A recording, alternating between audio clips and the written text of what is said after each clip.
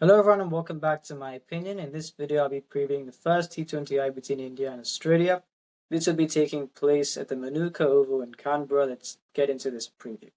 Starting off with the stats for this venue, only 4 completed T20Is have been played, with 2 wins yielded when batting first, also 2 when chasing. The average first innings score being 153, the average second innings score being 149.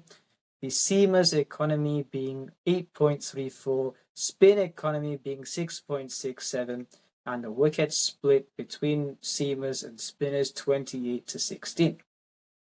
And this once again shows that we've seen in the ODI series when I previewed all the matches in some of the venues, the wicket split was 150 to the seamers and 18 to the spinners. And even then I'd said the spinners will have a part to play, and we saw what happened.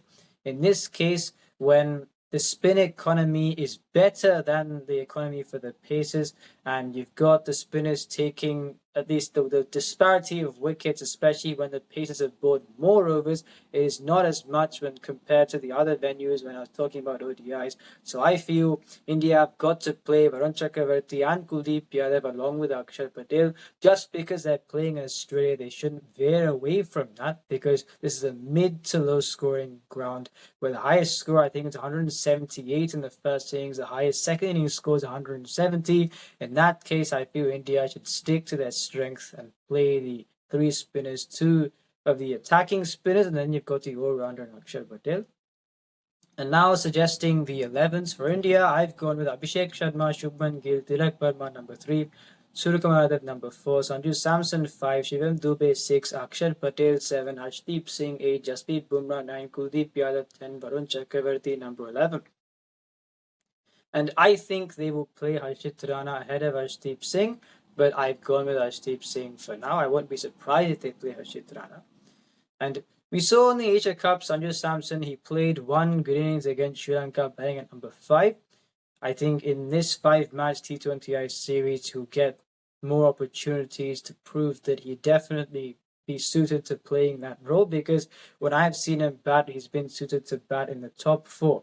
I have talked about how they shuffle the lineup around depending on the left-right combinations. And the reason why I'll say this again, during the Asia Cup, I said Tilak Verma best bats at number 3, Suryakumar Yadav 3 and 4, Sanju Samson in the top 4, even Shivam Dubey in the top 4 or 5.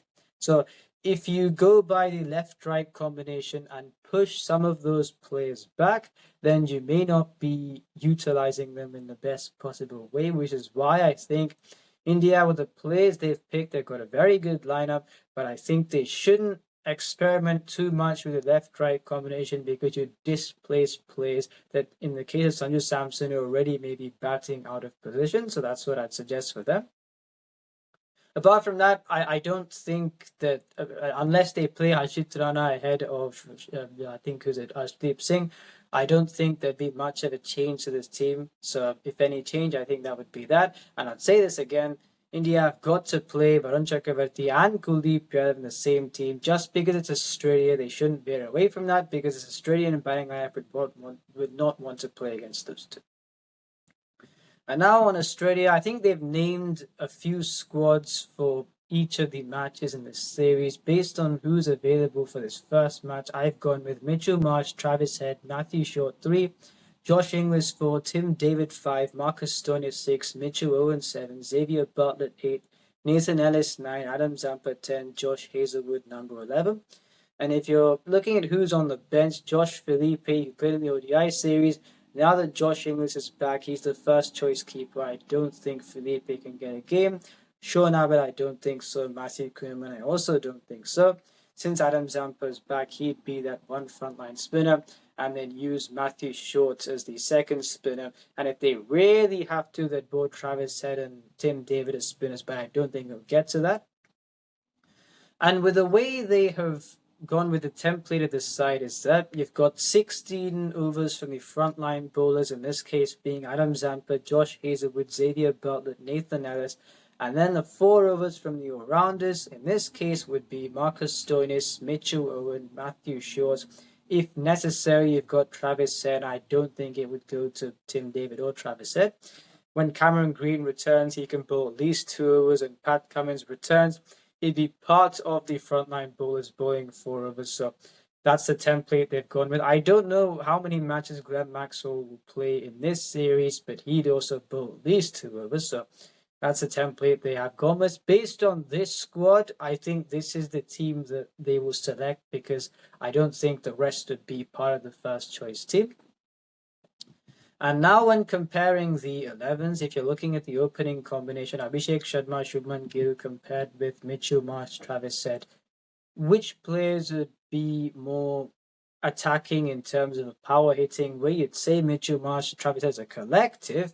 However, with I think with the ability and technique that Abhishek Sharma and Shubman Gill have got, they can also score at the same rate, especially Abhishek Sharma, and be consistent more often than not. So I've gone with them to take the edge in terms of consistency.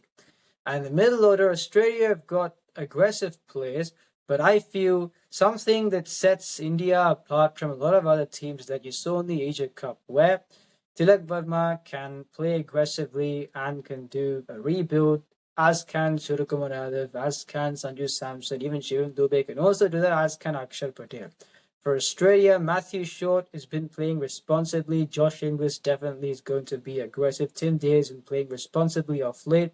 Marcus Stoinis hasn't played for a while. He's very experienced, yes, but he's also preferred to take on the bowling.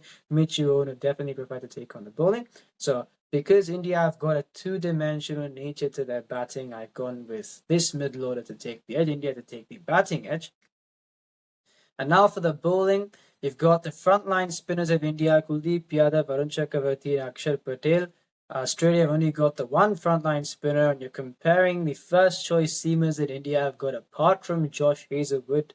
You've got Arshdeep Singh, they may be Harshit Rana, but then you've got Bumrah.